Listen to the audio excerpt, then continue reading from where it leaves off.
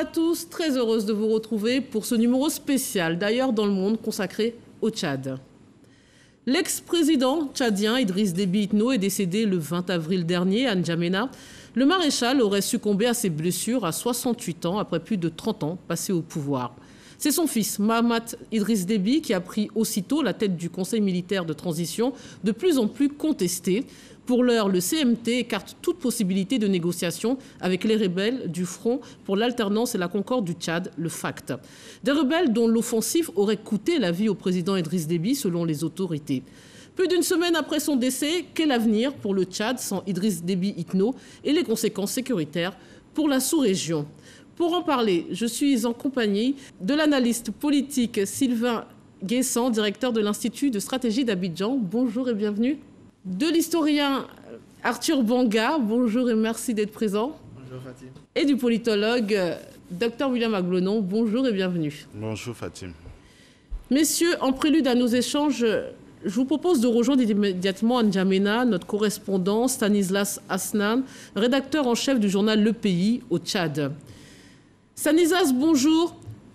Plusieurs partis politiques et des associations de la société civile ont appelé à des manifestations. Et c'est un rassemblement qui était interdit par le CMT, puis réprimé. Quel est le dernier bilan dont vous disposez? Oui, l'appel à manifestation a été lancé par la plateforme Wakitama, qui signifie le moment est arrivé, il est temps. C'est un regroupement des partis politiques de l'opposition, mais aussi des organisations de la société civile. Et le bilan officiel fait par le porte-parole du Conseil militaire de transition, le général Azem Bernandois, c'est qu'il y a 6 morts et une centaine d'arrestations. Or, à la veille, plus particulièrement le jour de la marche, les autorités judiciaires ont évoqué un bilan de 5 morts, donc un à Moundou, la deuxième ville du pays. Et quand on essaie de voir par exemple du côté des organisations de défense des droits humains, plus particulièrement la Convention tchadienne pour la défense des droits de l'homme, la CTDDH, il y a 9 morts et 36 blessés. Les 9 morts sont presque toutes par balles réelles. Donc voilà les bilans qui ont été réalisés par les différentes organisations. D'autres manifestations sont-elles prévues? Évidemment, il y a d'autres manifestations qui sont prévues. Déjà, le Forum des organisations de la société civile du Tchad, le FOSIT, a appelé non seulement une journée ville morte et des deuils ce vendredi 30 avril 2021 pour, dit-elle, n'est-ce pas, honorer des manifestants qui sont tombés en martyrs, mais aussi à une ville, mais aussi à une marche le 1er mai. Le samedi, j'allais dire 1er mai 2021. Donc déjà le 1er, il y a une nouvelle marche qui est annoncée. Et ce n'est pas la même organisation parce que avant c'était la plateforme Okitama qui avait lancé l'appel. Maintenant c'est le FOSI qui a lancé également une nouvelle marche. Donc on attend de voir d'ici le 1er comment les choses vont se dérouler. Alors un conseil militaire de transition, le CMT, dirige donc le pays. Ce CMT est composé de 14 autres généraux fidèles au père. Beaucoup s'interrogent sur la légalité de ce CMT. Que dit la constitution tchadienne exactement? Voilà ce que dit la constitution tchadienne. Conformément à l'article 82 de la constitution de 2020, en cas de vacances de la présidence de la République pour quelque cause que ce soit ou d'empêchement définitif, les attributs de la présidence de la République sont exercés par le président du Sénat. En cas d'empêchement, j'allais dire, de ce dernier, c'est le premier vice-président du Sénat qui assure cette fonction du président de la République.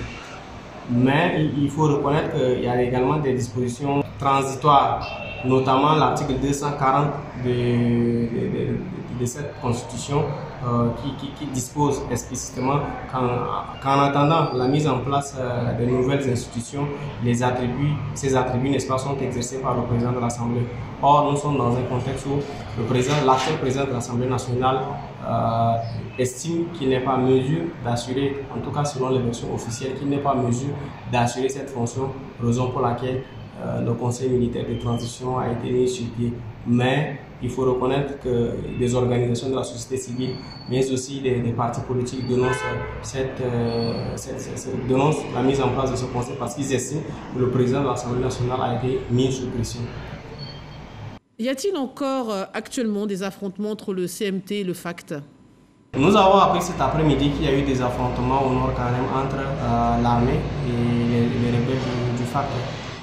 Ce qui revient à dire que la menace rebelle pèse toujours. La ville est relativement calme, mais des inquiétudes persistent toujours, compte tenu de la menace rebelle, mais également des éventuelles marches, des éventuelles nouvelles marches qui seront organisées et éventuellement réprimées par l'armée. Donc, c'est ce qui a fait que de nombreux citoyens continuent par faire des stocks de vivres et d'autres produits de première nécessité à N'Djamena. Merci Stanislas. Alors messieurs, on va s'intéresser longuement à la situation actuelle après Idriss Déby, mais avant, je veux qu'on fasse un bond en arrière pour mieux comprendre, avoir une lecture peut-être plus pertinente de la réalité tchadienne. On va, avec vous, l'historien Arthur Vanga, remonter dans le temps. On sait que l'État tchadien, ses frontières actuelles, du moins, datent depuis la colonisation, après des accords entre Français et Allemands. À quoi ressemblait le Tchad avant cette colonisation? Qui peuplait ce territoire? Le Tchad doit d'abord évoquer l'un des plus beaux empires de l'Afrique, le Carmen-Borno, qui se situait justement aux lisières du Tchad, du Niger, voilà. Donc c'est une grosse civilisation qui était aussi au cœur des échanges avec le monde arabe. D'ailleurs, le monde arabe, c'est juste à côté, il faut entendre Libye, Soudan, tout ça déjà. Donc c'est une civilisation qui est longue dans son histoire, même si après, comme pour tout empire, on va avoir le déclin. Et finalement, l'espace sera plus celui du Bornou, c'est un nouvel espace dont vous venez de montrer les contours, avec des populations qui sont des populations frontières Cameroun, donc ce qu'on appelle le sud du Tchad, des populations plutôt chrétiennes qui vont se fonder avec celles héritières du Carmen-Bornou, qui sont qui sont plutôt musulmanes, et quelques influences soudanaises, voire arabophones aussi, dans tout ce qui va constituer les peuples qui font aujourd'hui le Tchad. Alors, le Tchad est un vaste pays de plus d'1,2 million km², avec une faible densité par contre, puisque toute une partie est occupée par le Sahara. Enclavé au cœur de l'Afrique, on a l'impression aussi que sa situation géographique est déterminante. On va le voir dans les conflits, dans ses relations avec les pays limitrophes. Finalement, quel est l'impact de cette situation géographique du Tchad? Merci. Bon, il faudra distinguer deux moments. La période qui part de l'indépendance jusqu'à la découverte des gisements dans le sous-sol du pétrole, et puis cette période-là qui date du début du millénaire jusqu'à présent.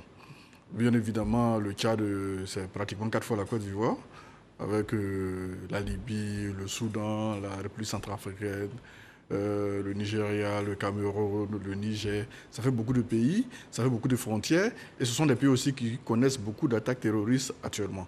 Donc, jusqu'à la découverte des richesses du sous-sol du Tchad, le Tchad avait subi un peu des influences de part et d'autre de ces différents pays. Mais cette situation va changer quand le Tchad va commencer à produire du pétrole, quand le Tchad va devenir une puissance militaire, pour ce qui est de l'Afrique. Donc, c'est vrai qu'il y aura des dynamiques endogènes, mais vu de l'extérieur, N'Djamena aura un certain rayonnement. Idriss Déby va peser dans la sous-région. On se rappelle de ces troupes qui traversent pratiquement tous ces pays jusqu'au Mali, ces incursions au Cameroun, au Nigeria, son poids plus ou moins géopolitique à ACA, avec les différentes rébellions qui venaient jusque-là du Soudan, qui ont été jusque-là repoussées. Donc voici un peu les deux moments de l'histoire de Tchad, qui est devenue une puissance militaire, je pense qu'on va en parler bientôt, qui pèse un peu plus maintenant dans ces pays-là. Déjà, commençons par l'indépendance. Par rapport aux autres pays francophones, comment le Tchad arrive-t-il à imposer son indépendance à cette colonie française avec qui pourtant il a des liens de promiscuité plus que d'autres? Je pense qu'en 1960, d'abord après les événements de 58, la France s'était décidée à accorder l'indépendance à tous les territoires d'Afrique francophone, enfin, ou du moins à toutes les colonies d'Afrique noire, en sachant bien sûr que c'était parti pour mieux rester. Donc, sur la question, il n'y avait pas beaucoup de controverses dans la mesure où c'était géré par le général de Gaulle qui avait sa vision de la gestion de ces colonies-là. Mais ce qui est intéressant, c'est que le Tchad concentre à lui tout seul tous les problèmes de l'Afrique. En fait, c'est un peu un laboratoire de l'Afrique post-coloniale, c'est-à-dire au Tchad, vous avez tous les problèmes que vous avez qu'on rencontre dans tous les autres pays d'Afrique après les indépendances, c'est-à-dire la diversité ethnique, problème majeur qui difficile à régler parce que nous avons un pays de 1 200 000 km², pas densément peuplé, mais surtout avec plus de 250 groupes ethniques. Donc c'est un vrai champ d'incohérence nationale, donc il n'y avait pas d'éléments sur lesquels on pouvait rapidement tabler pour parler d'une nation. Donc il y avait le défi de la construction de la nation. Et puis vous avez tous les enjeux de développement avec tous les problèmes de pauvreté, etc.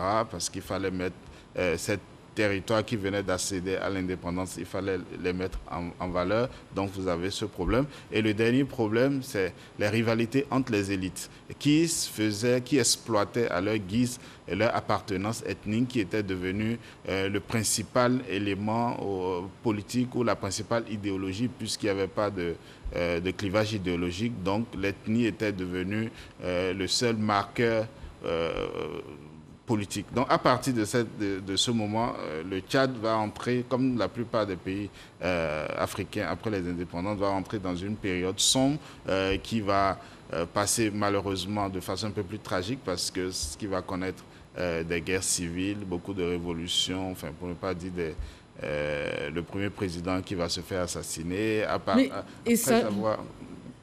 Allez-y, finissez avec ce premier président, mais je veux qu'on évoque aussi, dès le départ, l'intervention de la France dans les conflits purement tchadiens. Dès 1965, parfois sollicitée par les autorités elles-mêmes locales, mais l'armée française, on le découvre, est en place depuis 1960. Et ce n'est pas le cas dans les autres pays francophones. Pour quelle raison? Si, c'est le cas partout.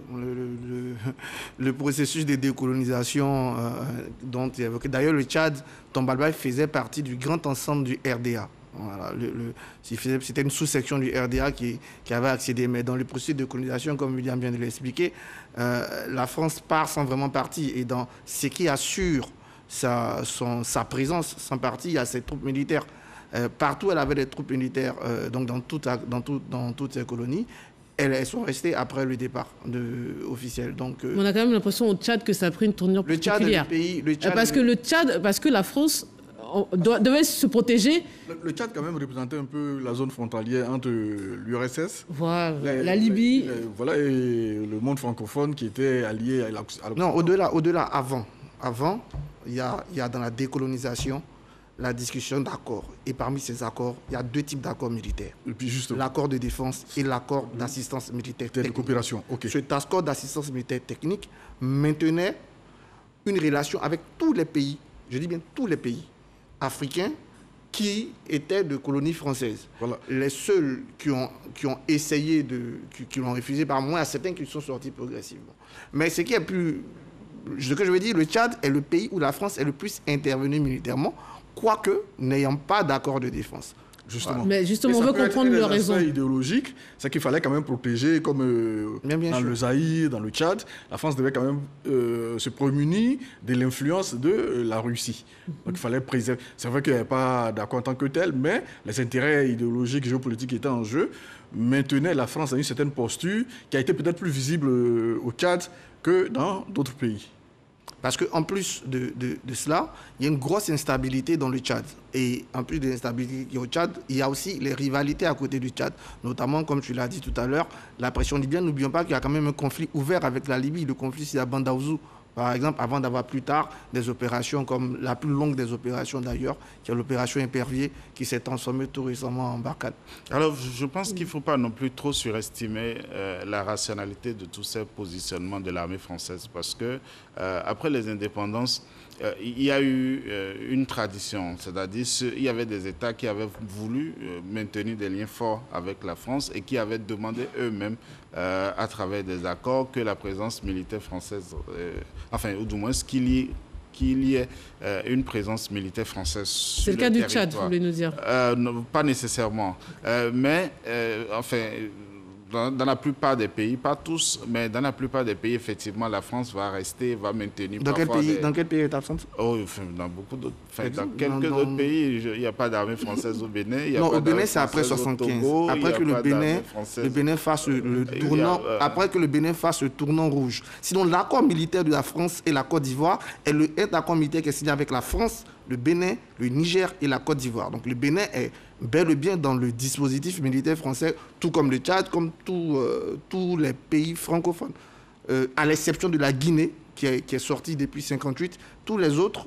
Mais tous les pays n'entretiennent pas une espèce de diplomatie militaire ou en treillis, parce que ça prend des proportions au Tchad qu'on n'a peut-être pas dans d'autres pays francophones. Non, si, j'explique. C'est quand même l'objet de ma thèse, c'est pour ça que je m'attaque dessus un tout petit peu.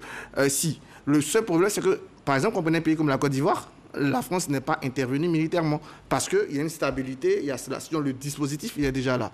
Donc, le dispositif est présent dans tous ces pays-là et en fonction de la réalité du moment, la réalité tchadienne était beaucoup plus complexe, donc il y a eu beaucoup plus d'interventions. Sinon, à la base, le processus est fait de telle sorte que quand on a indépendance, il y a présence militaire. Attends, vous voulez nous dire que nos pays, que les États francophones ont signé des accords depuis les indépendances qui, en fait, obligent la France ou qui donnent le droit à la France d'intervenir dès qu'il... Présence militaire. Il y a deux types d'accords. Il y a l'accord de défense. Ça, tout le monde ne le signe pas. Et il y a l'accord d'assistance militaire technique. Ça, tout le monde l'a signé. Voilà. Tout le monde l'a signé, qui confirme une certaine présence, une certaine formation de nos armées, des accords, etc. Mais l'accord de défense, lui, c'est vraiment une intervention. Le seul truc qui fait rire, comme je dis, c'est qu'il y a des pays qui ont signé l'accord de défense où la France n'est pas intervenue, et certains, comme le Tchad, qui n'ont pas signé l'accord de défense où la France est plusieurs fois intervenue. On va s'intéresser maintenant à juste l'avant Idriss Déby, notamment à Hissène Habré. Qu'est-ce qu'on peut dire, qu'est-ce qu'on retient de lui? Qui est venu aussi au pouvoir d'une manière contestée, après de multiples tentatives. En tout cas, de Hissène Habré, moi, j'ai gardé de très mauvais souvenirs. Peut-être qu'il a eu le malheur de chuter certains moments à la période où les médias glanaient et colonisaient toute la planète. Et on a eu beaucoup de documentaires sur lui. Peut-être que c'est ce qui fait. Mais vraiment, d'Hissène Habré, j'ai gardé très peu bons souvenirs. Son règne, les prisons cachées, les rescapés de ces prisons, leurs témoignages qu'on a vus sur certains médias, vraiment, on a presque envie de dire que le renversement était justifié. Que la prise de pouvoir par Idriss Déby, on a presque envie de dire que c'était salutaire, même si c'était un renversement de l'ordre constitutionnel, au regard, bien sûr, des clichés qu'on a pu avoir après lui, puis son procès à Dakar. On a entendu beaucoup de choses, qui était un procès africain qui a été beaucoup salué. On a entendu des témoins, des associations, etc., etc. En tout cas, je garde très peu de bons souvenirs de ce monsieur. Vous n'avez pas dit, je n'en garde pas du tout. Donc sa chute était inéluctable. À vous écouter.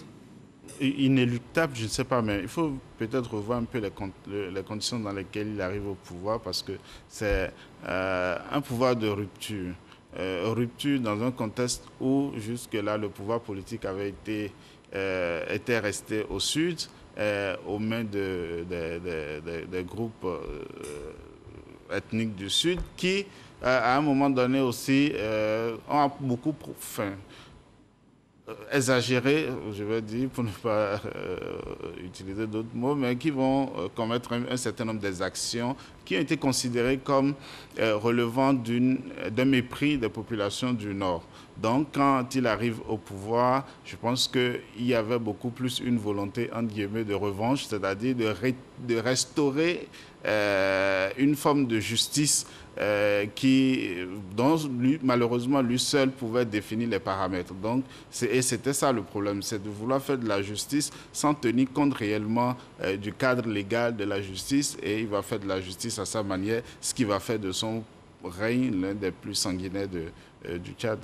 Après, il succède quand même à Goukouni Ouédé, qui est lui aussi nordiste, mais c'est un régime de transition à la limite de Goukouni Ouédé. Voilà. Mais je pense qu'au bout d'un moment, je suis tout à fait d'accord avec William, il a l'esprit revanchard, il a tous les pouvoirs, il ne maîtrise plus rien. Mais il a quand même une sortie, je pense que c'est à ça que faisait allusion Sylvain, une sortie lors du discours du sommet de France-Afrique de La Baule, où face au discours de Mitterrand qui imposait, il a répliqué en disant publiquement d'ailleurs que ce n'était pas à la France d'imposer aux pays africains leur démarche politique. Voilà. D'aucuns vous diraient que ce discours a contribué, en plus des exactions qu'il a commis, a contribué à se faire lâcher par ses parrains et à susciter l'arrivée d'Idriss Déby. D'ailleurs, preuve que ce discours a eu un impact, la première parole d'Idriss Déby, elle épouse La Baule. Je vous apporterai la démocratie. Oui, donc on voit que quelque part, l'impact de la réponse publique que Hissène Habré donne à Mitterrand sur le discours de La Baule peut tout au moins stimuler Idriss Déby, sinon plus. Mais est-ce qu'il ne préparait pas Déby avant, puisque on nous dit que finalement cet homme a été vraiment formé par les services déjà militaires français, mais au-delà, ils ont tout fait pour le mettre aux côtés d'Hissène Habré, que finalement ils l'ont construit militairement. Revenons sur son parcours. On sait qu'il vient d'une famille très pauvre, enfant de berger, d'une ethnie qui n'est pas la plus représentative. Et il aura le mérite d'aller, de sa propre volonté, pouvoir poursuivre des études militaires en France. Oui, il faudra tenir compte un peu des dynamiques endogènes. Il y a eu le règne des Sahara, comme il a dit, les sudistes, qui ont fait un peu ce qu'ils voulaient du pouvoir. Juste à ce qu'il y a aussi un Goran, Hissène, qui vient aussi pour restaurer la dignité un peu de sa tribu. Lui aussi, il est parti dans tous les sens. Les Akawa étaient quand même déterminés eux aussi à restaurer leur dignité, à revenir. Donc Hissène Habré, qu'il y a eu des appuis. C'est vrai que quand même on n'a pas reçu un coup d'État dans ce cadre-là de Hissène Habré sans avoir un certain appui, sans avoir certaine aide. Ça au moins, ce sont des choses qu'on ne devrait pas discuter. Sans tomber dans la théorie du complot, mais c'est difficile quand même dans un pays avec Hissène Habré qui avait tous les services de renseignement, qui avait les armes, qui avait posté sa tribu partout, ses enfants partout, sa famille partout. Le renverser sans bénéficier d'une aide extérieure, c'était quand même plus difficile. Oui, parce que même les prédécesseurs, Kadhafi avait dû intervenir pour maintenir les uns. Enfin, il y a toujours un appui d'un autre État. Mais il faut tenir compte quand même des dynamiques endogènes entre Zakawa, Sahara et Goran, voilà, qui ont précipité un peu, qui ont motivé les Akawa à s'aligner derrière Idriss Déby. Les Sahara plus ou moins jouent le jeu contre les Goran. Je pense que Déby aussi est un produit d'Hissène Habré. Quoi qu'on dise, c'est un de ses hommes de confiance. C'est quelqu'un qui responsabilise. C'est vrai qu'il fait une bonne partie de son parcours militaire dans des écoles françaises, mais quand il revient, il a l'entière confiance de Déby. Et d'ailleurs, les Agawa et les Goran sont tous deux du Nord. C'est un peu, je dirais, des voisins, des cousins. Donc, ils sont tous dans l'esprit que William a déclaré tout de suite, revanchard dans un premier temps. Et donc, c'est un peu une querelle de palais entre Déby et Hissène Habré. Mais je pense que oui, le soutien français à Déby, il est évident pour qu'il renverse aujourd'hui Hissène Habré. Hissène Habré avait pour lui, malheureusement, tous les crimes. Malheureusement, il avait pour lui tous les crimes qu'il commettait. Et je pense le fait de pouvoir tenir tête de façon publique au discours de La Baule n'a pas aidé non plus. Et donc, Déby s'est construit dans l'environnement d'Hissène Habré. Et il a eu encore la chance de pouvoir pratiquer ce qu'il aime le mieux, l'armée, et de fréquenter les plus grandes écoles militaires en France et de continuer son ascension jusqu'à retrouver le maquis à partir du Soudan, comme je disais tout à l'heure, les influences libyennes ou soudanaises, à partir du Soudan, de lancer sa conquête et de prendre le pouvoir en décembre 90. Et pourtant, il était une source d'espoir, si j'ose dire, lors de son arrivée au pouvoir, Déby.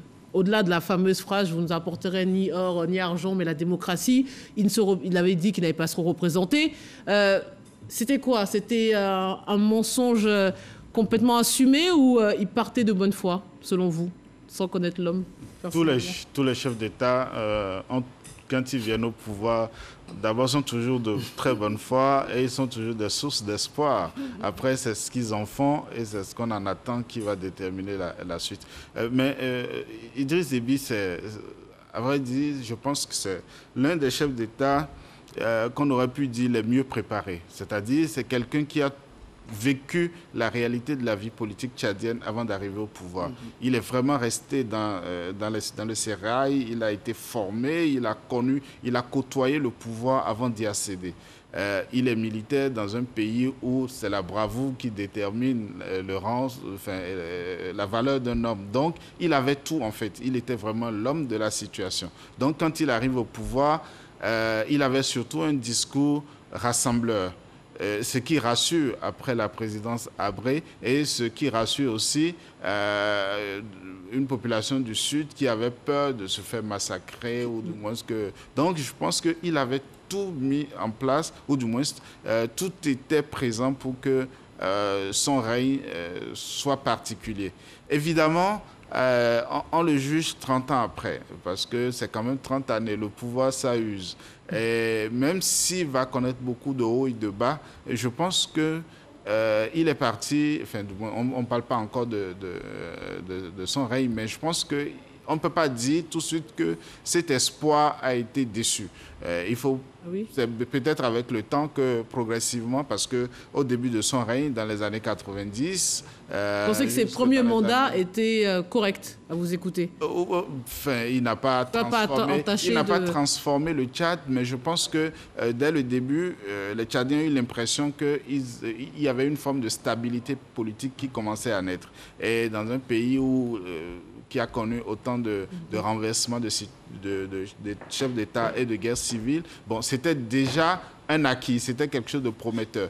Et je pense que c'est beaucoup plus tard que les gens vont se rendre à l'évidence que la stabilité ne suffit pas, le développement, sans le développement et la stabilité avec des exactions. Quel est le bilan de la gouvernance d'Idriss Déby? Bon, de la prise de pouvoir jusqu'au début des années 2000, le Tchad était à la recherche d'une certaine stabilité. De toutes les façons, il n'y avait pas grand-chose à partager. Le Tchad faisait partie, à l'époque, des États les plus pauvres de la planète, avec le classement RDH, ils luttaient les 3 dernières places avec le Niger, des choses comme ça. Jusqu'à ce qu'on découvre les gisements dans le sous-sol. Et là, il y a quelque chose à partager. Les gens s'intéressent un peu plus au bilan économique. Qu'est-ce qu'il en fait? Qu'est-ce qu'il en fera? Comment cela est réparti à l'interne? Est-ce que le fruit de la coopération sociale est réparti selon une certaine méritocratie?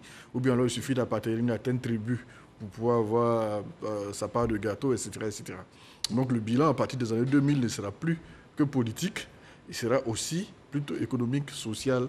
On verra un peu les investissements au niveau du système éducatif, du système sanitaire. Malheureusement, ce bilan-là, il laisse à désirer. Le président Idriss Déby préférait plutôt investir dans le volet militaire. Susciter un rayonnement. Peut-être que certains en parlent de plus en plus lié à leur perception, à la perception de sa tribu, où on est homme que quand on est guerrier, on est brave, etc. Est-ce que c'est ce qui va motiver le président Idriss Déby à investir autant d'argent dans l'équipement militaire, de sorte à avoir cette force, cette place que le Tchad représente aujourd'hui, aussi bien en Afrique centrale qu'en Afrique de l'Ouest? Ou alors est-ce que, bon, il aura mis de côté les aspects socio-économiques en disant, écoute, on fait asseoir le règne, et puis après, maintenant, les investissements, un modèle à la chinoise? Bon, je ne sais pas trop. Mais le bilan qu'on retient aujourd'hui d'Idriss Déby, je crois que la meilleure partie du règne du président Déby qu'on retient, c'est cette force militaire qu'il a pu mettre en place, qui a pu contribuer à la lutte contre le terrorisme dans notre espace, au Mali, au Burkina, au Niger. Quand la zone des 3 frontières, je vais m'arrêter là d'ailleurs, entre le Burkina, le Mali et le Niger devient une zone d'incubation, que Paris menace de retirer certains éléments, diminuer les effectifs de Barkhane, il n'y a que Déby qui promet d'envoyer plus de 1000 soldats. Voilà, c'est peu, je crois, le grand héritage qu'on retiendra du président Déby dans un premier temps en tout cas. Donc, moi, je pense qu'il ne faut pas se voiler la face. Faut appeler un chat un chat. Sur le plan politique, sur le plan économique, sur le plan social, c'est une catastrophe, les 30 ans de Déby. Attendez, sur le plan politique, c'est une catastrophe, tellement catastrophique que quand il meurt, les institutions ne fonctionnent pas. Voilà, tellement catastrophique que ses opposants sont tous dehors. Regardez la dernière élection, ce n'en est pas une. Donc, il ne faut pas peser les mots. Il a donné quel espoir? Aucun. De 90 à 2021, 30 ans, rien. Son pays a encore fait partie des plus pauvres. Il a eu le pétrole en 2007-2008. À un moment, il se battait déjà pour que les accords, puisqu'ils avaient signé dans ces accords, une partie de l'argent devait être versée plus tard. Il s'est battu pour avoir l'argent en même temps. Parce qu'ils savaient pas gérer. Non, arrêtons. Déby n'est pas... même quand on parle de stabilité, il y a eu une tentative en 2008, il y a eu une tentative il y a 2 ans, c'est les Français qui l'ont sauvé. Oui. Avant, il y a eu une tentative encore, donc ce n'est pas la stabilité. Non, peut-être que nous avons bien compris. Ensuite, de 87 à 2000... De 90 à 2000, ce que les Tchadiens attendaient, c'était une stabilité. Parce que la stabilité, c'est quoi? Il n'y a pas de renversement chaque 6 mois. Mais sur Abré, il n'y avait pas tout ça non plus. Ouais, mais quand même, le discours rassemblant de Idriss Déby, il était quand même pas... Le discours, c'est beau, comme William l'a dit. Tout le monde à partir de 2000, moi je vois 2 phases dans le règne de... Non, il n'y a pas 2 phases, c'est une continuité. De 90 à 2000, c'est le Tchad qui a la recherche de la stabilité. À partir de 2000, on attend plus. Au niveau économique, social, les investissements, il y a des richesses maintenant. Malheureusement, ces 10 ans, on ne verra pas ce qu'il fera. Plutôt à partir de 2010, ça sera purement un investissement militaire. Donc, je ne vois pas ce qu'il a fait de 90 à 2000. Qu'est-ce qu'il a fait? Son pays était dernier économiquement, tu l'as dit toi-même. Il n'y avait aucune... En fait, à vous écouter, c'est quoi? On est trop indulgent avec non, le bilan? Pas forcément indulgent. Totalement. Il y a 2 choses dans le règne de Déby. Il y a les dynamiques endogènes qui sont carrément catastrophiques. D'un point de vue économique, d'un point de vue social, le système éducatif n'existe pratiquement pas. Voilà, donc comment tu peux trouver des positifs? Maintenant, il y a la dynamique exogène. Le rayonnement que Idriss Déby a fait susciter au Tchad. Quand on apprend le 20 avril que Idriss Déby... c'est à partir d'avant-hier. C'est à partir de 2012. Non. 2012. Population cérébrale, c'était en quelle année? 2013, 2012. Voilà, donc à partir de 2010, Idriss Déby, il y a 3 moments dans son règne. 90-2000. Qu'est-ce qu'on retient de ça? 90-2000, non, je finis. 90-2000, on ne cherche pas à savoir trop ce qu'il fait au Tchad. Il ne fait rien, en fait. Ce sont les 3 derniers de la planète. Oui. À partir de 2000, il y a la richesse. Donc, on s'intéresse un peu maintenant. Qu'est-ce que le Tchad va en faire, etc., etc. Quels sont les investissements qu'il va faire au Tchad? Le système éducatif qui attend beaucoup, le système sanitaire qui attend beaucoup, les aspects sociaux, etc., les infrastructures. Il n'en fera pas grand-chose. Il rebondit autour de 2000, à partir de 2010. Avec son intervention au Mali, au Niger, etc., etc. Et malheureusement, sur les 2 dynamiques, la dynamique endogène, elle est carrément catastrophique, c'est sûr. Mais quand on apprend que Idriss Déby est décédé le 20 avril, la sous-région, ce qu'on retient de lui, c'est le chef militaire qui vient de mourir, qui avait motivé ces éléments. Donc cet aspect-là, au moins, il est pas forcément négatif. Cet aspect militaire, est-ce que déjà, on n'a pas une image trop édulcorée de ces soldats? Et puis en plus, vous parlez de l'aspect catastrophique sur le plan économique. Est-ce que finalement, l'armée, ils arrivent à recruter facilement, à avoir tous ces hommes, puisque c'est peut-être le seul ascenseur social pour certains Tchadiens? Non, en fait, je pense que d'abord, on parle d'armée. Ce n'est pas vrai, parce que ceux qui combattent pour Idriss Déby ne sont pas nécessairement des militaires réguliers. Ce ne sont pas nécessairement des gens qui ont été recrutés. Donc, c'est des gens qui appartiennent à son groupe ethnique ou à d'autres groupes ethniques qui, malheureusement, ont la réputation d'être violents. Alors, donc, oui, il y a des gens qui sont prêts à mourir contre de l'argent et qu'on peut servir aux groupes terroristes. On ne sait pas... Quoi, la chair à canon? Voilà, on ne sait pas combien Idriss Déby paie de soldats, mais on sait qu'il arrive à repousser les groupes rebelles. C'est tout ce qui... Enfin, les groupes terroristes. Au combat, il perd beaucoup de... Donc, c'est tout ce qui intéresse. Ce n'est pas... c'est pas une armée régulière, ce n'est pas des gens qui sont comptés parmi les soldats du ministère de la Défense. Donc, il n'y a pas de problème. Donc, il fait un travail de mercenariat international pour tout le monde. Il recrute des gens qui sont prêts à faire le boulot et puis, bon, ils vont au front pour sauver. Maintenant, c'est là où le problème commence, c'est que apparemment c'est pour nous sauver qu'ils le font. Mais quand on sort de tout ça, je pense que la gouvernance Déby, ce n'est pas que l'armée. Je pense qu'il ne faut pas réduire ça vraiment à l'armée. Il faut, à mon avis, quoi qu'en pense mon ami historien, je pense qu'il y a quand même 2 choses importantes. La première, c'est les tentatives, ou du moins la possibilité d'avoir mis en place un règne pendant 30 ans, malgré les soubresauts, malgré les tentatives.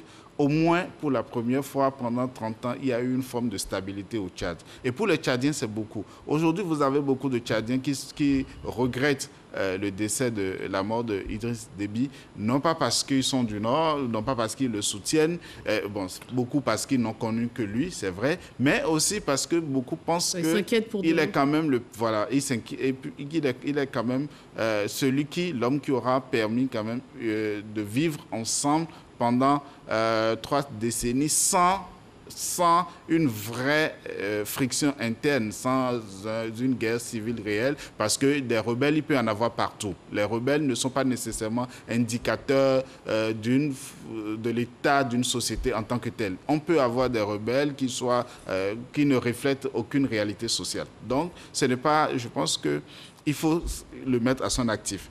Et deuxième élément aussi, et qu'on ne regarde pas beaucoup, c'est que sur le plan social et économique, comme on l'a dit tout à l'heure, un échec sur lequel il n'y a rien à dire, mais en réalité, cet échec est aussi l'échec de toute une classe politique et l'échec de tous les intellectuels tchadiens, parce qu'il ne faut pas qu'on se voie la face. Ils sont tous passés au gouvernement. Idriss Déby a eu 17 premiers ministres. Presque toute l'élite tchadienne y est passée. Tout le monde est passé pratiquement, que les gens soient aujourd'hui de l'opposition ou de je ne sais quoi, ils sont tous passés au gouvernement. Donc c'est un échec collectif. C'est vrai que c'était le capitaine du bateau. Donc c'était plus que le capitaine. Oui, c'était le dieu du bateau. Mais est-ce qu'on peut penser qu'il avait, puisqu'il ne maîtrise pas tout, c'est un militaire qui tire les ficelles de son côté, du côté militaire, mais les intellectuels qui sont passés, les premiers ministres et autres, qu'est-ce qu'ils ont fait de leur portefeuille? Bon, je veux répondre sur la stabilité. Parce qu'en ce moment, il aurait dû laisser Hissène Habré. Parce que Hissène Habré aussi, de son pouvoir, jusqu'à ce que Déby le chasse, il y avait cette stabilité-là. Il aurait pu laisser aussi... mais Déby a contesté. La preuve, c'est hier. On a tué 11 personnes à balles réelles. Et tu dis qu'il y a des gens qui sont contents. Mais 11 personnes à balles réelles hier, avant-hier. Mais Déby est mort depuis une semaine. C'est le jour où il est mort, il y a eu 11 personnes. Son élection, il n'y a personne qui va se battre contre lui. Je ne sais pas comment on peut me dire de retenir que la stabilité, c'est quoi? Si vous faites la stabilité, que votre peuple, il n'y a aucune expression. Vous nommez des premiers ministres que vous changez tous les 6 mois. En 6 mois, on ne peut pas changer quelque chose dans la gouvernance. Le temps d'arriver, de prendre vos marques, de nommer quelqu'un, ça fait déjà 3 mois. Voilà. Donc, quand on assume tout seul le pouvoir comme il a fait, quand on est seul maître à bord comme il a fait, on doit avoir quand même la responsabilité. On peut être président de tout et responsable de rien. C'est pas possible. Il est président de tout et responsable de tout. Et il est responsable de l'échec de son pays. Mais là, la responsabilité au point où il en a perdu la vie. Si on va parler après de sa mort. Je vais revenir un peu sur le bilan de l'armée tel que vous le disiez. On a vu les différents rapports sur la guerre en RCA. On a vu les différents rapports sur la guerre en Syrie, en Irak. On a vu les rapports sur la guerre en Côte d'Ivoire, la guerre au Libéria, en Sierra Leone. Quand il y a une guerre quelque part, c'est difficile de voir une armée qui est pure, qui respecte le droit international humanitaire. Ce n'est pas le propre du Tchad, premier élément. Deuxième élément, c'est le propre de toute guerre. Une guerre est aussi une activité commerciale. Quand elle éclate dans une zone, tous ceux qui s'y connaissent, qui voudraient participer à cette activité, s'aventurent dans la zone. Qui pour prendre des armes, qui pour les différents trafics. Le Tchad n'échappe pas à cette réalité aussi. Quand Idriss Déby commence à importer ses soldats dans la sous-région, ceux qui peuvent attraper, tant que ça ne gêne pas les dynamiques endogènes du Tchad, vous pouvez partir au Mali, au Burkina, pour 6 mois, 2 ans, 3 ans, ça ne le gêne pas, ça ne devrait pas le gêner d'ailleurs. D'ailleurs, ce sont les potentiels mercenaires qu'il essaie d'envoyer hors de sa zone. Un exemple assez rapidement. En 2014, moi j'étais au Mali. Je me suis retrouvé dans le même hôtel que les soldats tchadiens, qui partaient au front et qui revenaient. Il y a des choses qu'on ne pourra pas dire, mais c'était des gens qui partaient vraiment pour mourir pour le Mali. Quand Hollande fait partie des soldats français de la Côte d'Ivoire pour aller freiner l'avancée des mouvements qui venaient après la chute de Déby, qui venaient de la zone au nord du Mali déjà, qui venaient du nord du Mali, qui étaient déjà à Tombouctou, qui les freine. Il n'y a que des soldats français qui pulvérisaient. Et puis des soldats tchadiens qui allaient au sol. J'ai vécu pendant eux avec un certain temps dans le même hôtel, on faisait certaines choses. Donc, dire que ce bilan nous a vendu des trucs, je crois que c'est un peu faux quand même. Il faudra reconnaître le mérite de l'armée tchadienne. Ils n'ont pas respecté le droit de l'homme, c'est autre chose. Dans toutes les guerres qu'on a eues, on n'a pas vu une seule puissance respecter le droit international humanitaire dans une guerre. Il y a toujours eu des violations, il y en aura toujours. D'accord, mais est-ce que c'est, on va dire, cette force militaire des Tchadiens justifie, on a l'impression que ça justifie et que ça excuse toutes les actions menées par Idriss Déby dans le maintien au pouvoir, puisque c'est sur ce levier qu'il joue pour pouvoir se maintenir au pouvoir. En stratégie, chaque pouvoir a son orientation stratégique. Un président peut arriver au pouvoir, décider lui de céder tous les marchés pour se maintenir au pouvoir. C'est un choix. Une économie purement extravertie. On veut faire telle cabane, ok, que la Chine vienne faire. Il y a un fil, une ampoule qui ne marche pas ici, ok, que la Russie vienne faire. Chacun choisit son angle. Certains choisissent l'angle économique, d'autres peuvent choisir encore d'autres angles, investissement, etc. Mais Idriss Déby a choisi le volet militaire. Il a compris une chose dans cette partie de l'Afrique centrale, de l'Afrique où il est, l'Afrique centrale et l'Afrique de l'Ouest, on avait besoin des gendarmes. Il y a eu Oufoué, il y a eu Bongo, mais le gendarme en tant que tel, ça manquait un peu dans ce contexte de menaces terroristes depuis 2002 dans le nord-est du Nigeria, etc., etc. Donc, il a joué le jeu. Idriss Déby a annoncé sa candidature que lorsque Barkhane menaçait de retirer des soldats dans la zone des 3 frontières, il a dit « j'envoie 1200 soldats ». Et à partir de ce moment, il dit qu'il est candidat. Qu'est-ce que Macron peut bien dire à Idriss Déby qui vient d'envoyer 1200 soldats aller mourir dans le nord du Burkina, le nord-est du Mali, le sud du Niger? Voilà. Il a joué ce rôle-là, c'était son orientation, le volet purement militaire, pour pouvoir asseoir son règne. Et dès lors qu'il a été le gendarme, qu'il est le gendarme de l'Afrique centrale et de l'Afrique de l'Ouest, pour ainsi parler, personne n'a cherché à regarder maintenant la cuisine interne. Est-ce qu'il y a un peu trop de riz? Est-ce qu'il y a un peu trop de sel? Qu'est-ce qui se passe? On a laissé faire. C'est vrai que souvent je suis en désaccord avec Sylvain sur cette question, mais je crois que oui, sur sa démonstration, je pense qu'il a un peu raison, mais l'élément que ça m'inspire, c'est que c'est aussi important de se rendre compte quand même que Idriss Déby fait comme une lecture ou une analyse stratégique de la sous-région et il se rend compte qu'on est dans une partie du monde où il n'y a plus de puissance régionale. Parce que quand vous avez le Nigeria qui disparaît devant Boko Haram, quand vous avez l'Angola qui ne s'intéresse plus du tout aux affaires du continent, quand vous avez la RDC qui est déchirée de partout, il n'y a plus de puissance régionale. Et peut-être que je pense que ça a dû compter beaucoup dans l'analyse stratégique d'Idriss Déby qui s'est dit ce n'est pas normal que tout un continent reste sans puissance régionale et ça a peut-être orienté cette action. Je voudrais qu'on avance, puisqu'on est un peu pris par le temps. Par rapport à la situation sécuritaire, encore une fois, sa mort, en fait, inquiète toute la sous-région, hein, à juste titre. Vous allez nous dire en quoi, quelles sont les implications de la disparition d'Idriss Déby, quelles sont les menaces pour nos territoires, notamment l'Afrique de l'Ouest? Bon, après, je pense que de 2012, où Idriss Déby rentre, franchement, en 2012, c'est un cauchemar. Ce que William explique. La Côte d'Ivoire est présidente de la CEDEAO, mais elle n'a même pas encore une armée, elle se reconstruit. Le Nigeria est assis. Il n'y a vraiment personne. Avant, on avait au moins le Nigeria qui venait faire le job et qui retournait. Voilà, il n'y avait plus personne pour faire le job. Et Idriss Déby, il a vraiment senti l'opportunité stratégique. Et pendant que la CEDEAO multipliait les réunions pour avoir une série que 500 soldats, il y est allé. Et c'est quand même, il faut respecter ce fait stratégique qu'il a su faire, sans oublier que déjà, il était présent au Soudan, il était déjà présent en Centrafrique, puisqu'il a soutenu une bonne part des CDK, il a soutenu une bonne part des rébellions contre le Soudan. Donc il avait déjà l'habitude de cette fois agir pour déstabiliser, mais là, il devait agir pour stabiliser, donc il a saisi l'opportunité. Aujourd'hui, il est décédé, mais le système Déby est en place. Voilà. La preuve, c'est qui lui succède. Voilà. Donc, le système Déby est en place. Et on aurait eu beaucoup d'inquiétudes si les engagements internationaux étaient remis en cause, mais on n'est pas sur cette voie, d'autant plus que le soutien qu'il fallait accorder à son fils pour maintenir cet engagement international-là a été accordé. Et donc, je pense que, d'ailleurs,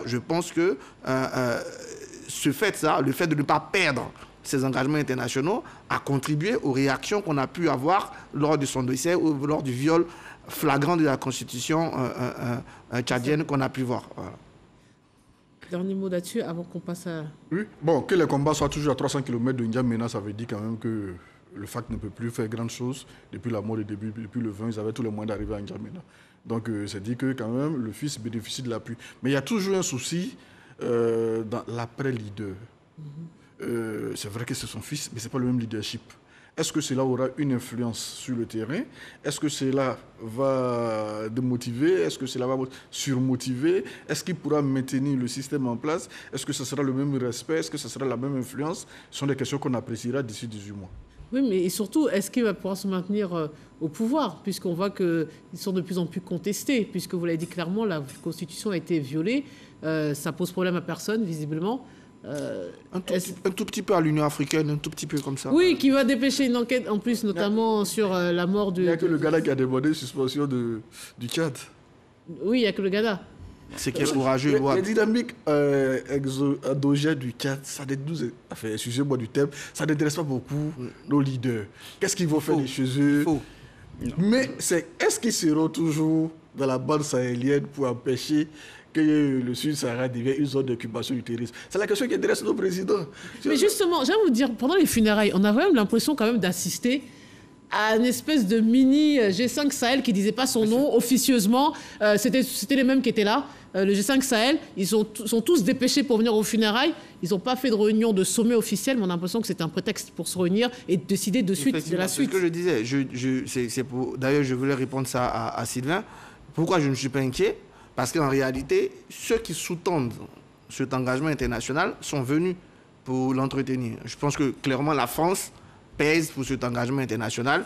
Elle fera tout, y compris auprès des soldats, pour permettre, d'ailleurs le message de Macron, il est clair, quand il lit l'instabilité et l'intégrité, c'est pour qu'en revanche, le Tchad respecte ses engagements internationaux. Mais ce que je dis qui est dramatique, c'est qu'on peut maintenir les engagements internationaux du Tchad en respectant la Constitution. Pourquoi on ne peut pas le faire?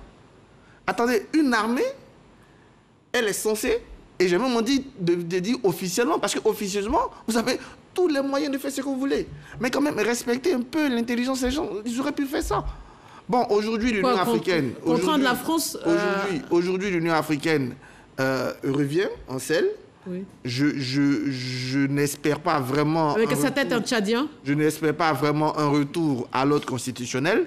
Ce que j'espère, c'est que si on doit prendre 18 mois, si on doit violer la Constitution, alors violons-la, mais pour construire quelque chose de solide. Si on peut prendre ces 18 mois pour permettre au Tchad de s'asseoir, pour mettre en place un système politique plus fiable, parce qu'en réalité, la stabilité, ce n'est pas maintenir au pouvoir un homme. La stabilité, c'est renforcer les institutions. De telle sorte que aujourd'hui en France, je touche du bois, quelque chose arrive, mais personne ne va s'imaginer, je demandais si la France serait encore au Mali. Parce qu'il y a des institutions fortes. Regardez en Tanzanie avant-hier. Non, mais puis il y a la continuité de l'État. Mais attendez, je veux qu'on reste sur la France. Dernière question. Ce sont des réalités différentes. Il faut qu'on arrive... Non, le Tchad n'a aucune institution. C'est ce que je dis. Il faut qu'on prenne ces 18 mois. Il faut qu'on prenne ces 18 mois. Le Tchad n'a aucune institution. Sylvain, donc quand Débris meurt le 20, il n'y a plus rien au Tchad. C'est le Tchad qui meurt. Non, il y a un président de l'Assemblée nationale, il y a un président du Sénat. Qui n'a pas l'air très courageux, le président de l'Assemblée nationale. Il n'a pas l'air très courageux puisqu'il a... Le discours du CMT, c'est que le président de l'Assemblée nationale a refusé. Mais même ça, c'est plus fort que lui. C'est prévu dans la Constitution, c'est pas grave. Que les militaires s'occupent de la question de sécurité. Non, c'est pas grave. Ils sont à 300 km de Djabéda. Oui. Le maréchal vient de Bouri. Qu'est-ce qu'on cherche à préserver? Sylvain. L'ordre constitutionnel ou alors la sécurité physique? Mais pourquoi vous opposez les deux? Moi, je ne comprends pas. On n'est pas dans un contexte normal. Pourquoi le contexte n'est pas normal? Qui ne s'était pas réveillé. Pourquoi le contexte n'est pas normal? Il n'y avait pas cette attaque rebelle de combien de pick-up qui venaient de la Libye.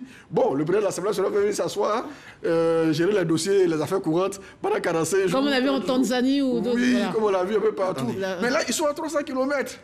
Donc, vous, la menace sécuritaire oblige ou excuse encore une fois de violer l'Assemblée nationale peut. Je pense que il y a beaucoup d'éléments que nous ne maîtrisons pas et qui ont dû compter dans les décisions qui ont été prises.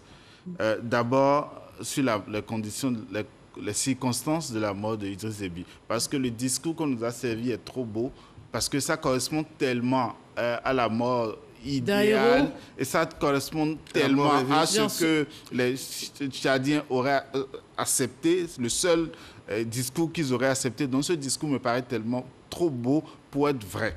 Alors, et s'il n'était pas vrai, ou du moins même s'il était vrai d'ailleurs, qu'est-ce qui fait que ça se passe ainsi, c'est-à-dire on donne le pouvoir à son fils alors qu'il n'est pas le plus gradé de l'armée? Si c'était que les militaires, pour des raisons de stabilité, comme le dit Sylvain et comme je l'ai pensé aussi pendant longtemps, si les militaires avaient voulu garder le pouvoir parce qu'il fallait maintenir la stabilité ou assurer la sécurité du pays. Je pense qu'il y avait un chef d'état-major qui n'était pas le fils. Il y avait des généraux qui étaient beaucoup plus gradés que le fils. Je pense que la question se serait jouée dans la hiérarchie militaire, ce qui n'est pas le cas. Ça veut dire pas la filiation, quoi. Voilà, ça veut dire qu'on a voulu régler deux problèmes. On a voulu régler le problème militaire et le problème politique. Parce qu'on sait que le fils représente quelque chose politiquement, parce que c'est le fils. Il porte le nom, il est l'héritier. Bon, ça, oui, mais ça, c'est en monarchie. Donc, non, oui, on n'est pas dans une république. Ça, c'est sûr. Ce qui se passe, on n'est pas dans une république. Maintenant, pour revenir à ce que disait Arthur tout à l'heure, pourquoi est-ce qu'on n'a pas fait semblant de respecter l'ordre constitutionnel, etc. Bon, là, je pense qu'il parle d'une république idéale. On n'est pas dans une république. Il ne faut pas oublier non plus le caractère particulier du Tchad. Mais moi, je pense une chose. Je pense qu'il n'y a aucun avenir pour le pouvoir militaire actuellement en place. Ce pouvoir n'a aucun avenir parce qu'il ne peut pas se maintenir même au-delà d'un an, je ne pense pas. Dernière question. Le rôle de la France euro trouble. On a d'un côté la France qui a un peu validé la succession, on va dire, quasi monarchique de Déby fils. Avant d'un rétropédalage ces derniers temps, avec Tshisekedi à Paris, Macron a dit que bon, fallait faire autrement. Et puis en même temps, la France, c'est le territoire qui abrite on va dire, les têtes pensantes du FACT, les rebelles. On ne comprend pas ce deux poids deux mesures, on ne comprend pas ce grand écart intellectuel, idéologique. Comment vous l'expliquez ? Moi, recevoir des opposants, c'est une tradition. Non, mais des opposants qui ont mis en place une rébellion. Ça encore, vous allez aller dans un procès pour montrer qu'ils ont mis en place une rébellion, pour entrer dans toute une série. Parce qu'à partir du moment où il montre qu'il est opposant, il sera sans doute couvert par son statut d'exil. Non, mais ils ont quand même fait des dépêches où ils ont dit qu'ils ont posé des actes et que leur objectif, c'est de... On est dans une république. On a une république pour expulser quelqu'un. Il y a un process. Il a communiqué, il s'en cache pas. Mais oui, c'est clairement dit. Il y a une république, tu ne vas pas le chasser de chez lui, il y a un process. Voilà, ce process va prendre du temps. Voilà. À qui d'engager, je ne sais pas. Mais je dis, l'idée d'accueillir des opposants, c'est classique. Hein, non, mais là, on parle de rébellion. Maintenant, comment vous l'expliquez ? L'idée de soutenir le fils, on en a largement parlé. Je pense qu'elle a fait le calcul stratégique simple. De dire, oui, lui, il va conserver l'engagement, etc. Après, il y a une grosse erreur du CMT, à mon avis, c'est la répression des marches. Et deuxième chose, des voix qui se font entendre de plus en plus dans l'Union africaine. Aujourd'hui, on entend que le Ghana, mais je suis sûr que, comme il est dit tout à l'heure, William, si on reste encore une semaine, il y a d'autres pays qui vont commencer surtout les pays anglophones, qui vont commencer à dire un mot, dire un deuxième, dire un troisième. D'ailleurs, la mission de l'Union africaine, elle vient à la fois pour une médiation et pour une enquête. sur les causes de la mort de Déby. Et la répression. Et la répression. Là aussi, c'est comme le Rwanda, nous donnera les documents dans 50 ans. Et la répression. Donc, petit à petit, moi, je pense que on va arriver un système à la malienne. Quelle est la force de coercition de l'UA?